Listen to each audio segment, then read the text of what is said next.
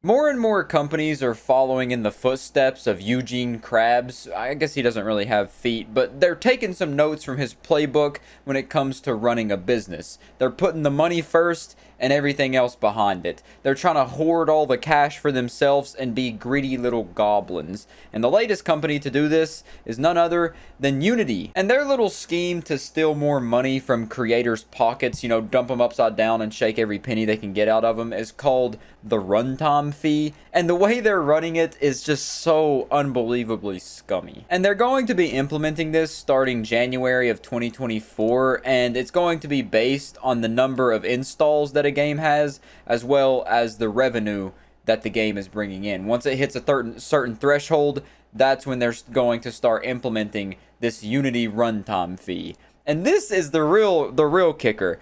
The runtime fee is not enforced equally. If you have the Unity Personal or Unity Plus license, the fee will kick in after the project crosses both $200,000 in revenue over 12 months and 200,000 total installs. But if you pay more money to Unity and you have the Unity Pro or Unity Enterprise licenses, you'll be granted a higher threshold before you got to start paying those fees. So for the developers on the Pro or Enterprise license, after the title earns $1 million over the 12-month period and passes 1 million installs, that's when they'll start being charged this fee. And now you may be wondering, how much is this fee? Well, it's a flat fee of 20 cents per install after the thresholds. And just to give you an idea of just how much money that is, you may not think it's a whole lot. Danny, who has made some pretty popular games at this point, like Crab Game and whatnot, he posted how much money this would actually be if it was implemented before he created his games. He has the little chart here where it says installs over the threshold, 1 to 100,000, 100,000 all the way up to 1 million, and at 20 cents per install, which is the standard monthly rate, for 12 million downloads and then 16 million downloads, that would equal $5.6 million.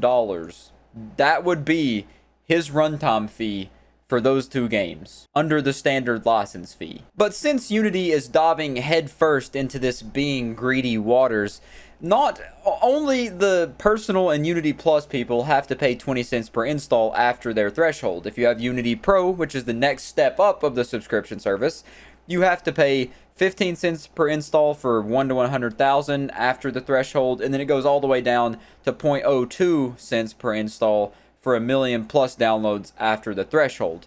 And then one step up, Unity Enterprise has to pay even less for each tier. But even if you do still do the math, it still is going to equal like a couple $100,000, even if he had the Unity Enterprise plan and was like going through that system. It would still be a ludicrous amount of money.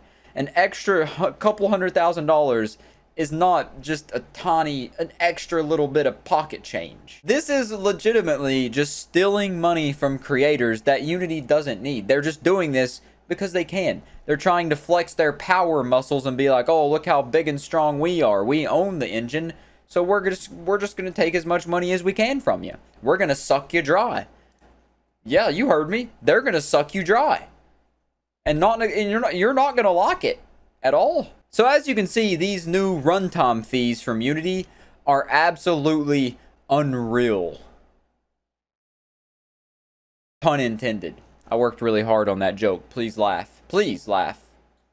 I'm not going to add a little laugh track or anything here. I'm just going to set an awkward silence until you laugh. I got all day. Thanks. And obviously, the community and developers alike didn't like this change naturally because they're just taking unnecessary money. Huge amounts of unnecessary money. And like I just showed you there, Danny, who makes, games like Muck and Crab Game, already spoke out against it, just showing how absurd it was. And also Innersloth, who are the developers behind Among Us, you know what that game is, they said this: we use Unity to make our games. This would harm not only us, but fellow game studios of all budgets and sizes. If this goes through, we delay content and features our players actually want to port our game elsewhere, as others are also considering. But many developers won't have the time or means to do the same. Stop it. WTF. And this post was also in response to another developer's post. So people are, everyone's bandwagoning behind the developers, supporting them, and obviously not supporting Unity because middle finger to big corpo being greedy. No one likes that. And yet big companies continue to be greedy. I don't get the thought process. It's just hurting. They're shooting themselves in the feet. Yet they're so blinded from the money, I guess, and the potential revenue that they don't feel the pain, or they're so bafflingly dumb and out of the loop that they aren't aware they're hurting themselves. They're so confused that they don't even feel that they hurt themselves in confusion. And now we get to the crescendo, the final tipping point of this story. Once a company messes up so drastically that the whole community turns on them and points their pitchforks at their necks, they have to put something out. They have to say something regarding the situation. They can't just ignore it. So this is what they did. They put out this whole biblical tweet and basically just said that they announced a change to their business that includes these runtime fees. Yes, this is a price increase, and it will only affect a small subset of current Unity editor users. And then there's some more. You can pause and read it all if you want to read it all, but I'm going to read you one of the replies that pretty much sums up and asks all the questions that people are wondering. They said, 1, will this price ever increase? Can we get it locked in a contract? How are you tracking installs on PC? How do you differentiate between demos and full games? Do uninstalls and reinstalls count? How do you count offline installs? How do you differentiate between a purchase copy and a pirate copy? What systems do you have to prevent bad actors faking installs to rack up expenses? How can we be assured that your tracking data is valid? Are you already tracking our game's usage? What other data are you harvesting from our users? Is this data used in this purpose only? Will you track when users refund on Steam? Will there be any other additional taxes? Can we get it in a contract? So he pretty much dismantled it and asked every single question that there is out there and just pretty much stated every reason why this change is going to be horrible. Even though they put out another tweet only 3 hours ago and said that they basically wanted to acknowledge the confusion and frustration they've heard about the runtime fee policy, and they're going to clarify some new things. They say who's going to be impacted by this price increase, and the price increase is very targeted, and that 90% of their customers will not be affected by the change. And the fee is only going to be on new installs only. And how do they define and count installs? They actually answered most of what that guy put out in his little bullet points. And they said that assuming all installs and revenue thresholds are met, we will only count net new installs on any device starting January 1st, 2024. Developers are not responsible for paying a runtime fee on reinstall charges, fraudulent install charges, trials, partial play demos, and automation installs, DevOps charges, web and streaming games, charity-related installs. But if you look at the tweet, you can tell that it's not being very well received. With so many more quote tweets than likes, they're getting ratioed very hard in the comments. Stop this install fee bullshit. I agree. And this person commented and pretty much sums it up. They said, it's the principle that's absolutely screwed here. You can modify your TOS on a dime. How can new and legacy devs trust you all now? You've tarnished your own reputation with this move, and now we have to bear that burden. What else will you change on us now with this president? Which, that's a very good point. They kind of just changed this all of a sudden without really a heads up.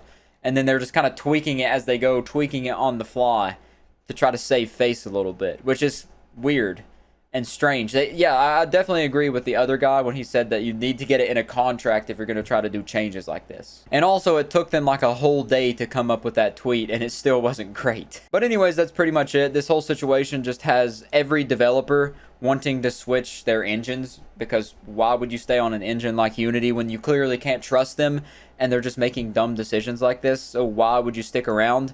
And other than that, just remember Unity is a dumb game engine. All the other ones are better, and I'll catch you in the next one. And one final post I want to show you, the people over at RPGmaker.net, which is a classic website. If you don't know what it is, I'm not going to explain it to you. But they said, here at RPG Maker, we don't hate our game developers like Unity does. Just a straight shot at them.